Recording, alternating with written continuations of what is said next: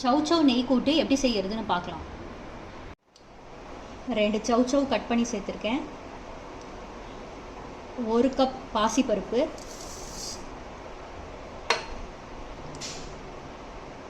2 cup தண்ணி,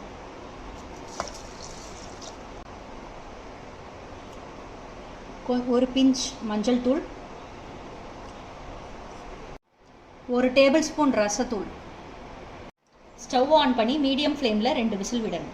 தாளிப்புக்கு 2 table spoon நெய், கடுகு,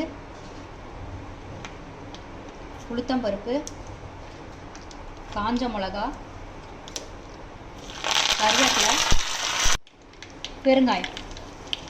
தாளிப்பு சேர்த்துக்கணும். தாளிப்பு சேர்த்ததும் உப்பு போட்டுக்கோங்க. மிக்ஸ் பண்ணிக்கோங்க. சௌசௌ நெய் கூட்டு ரெடி.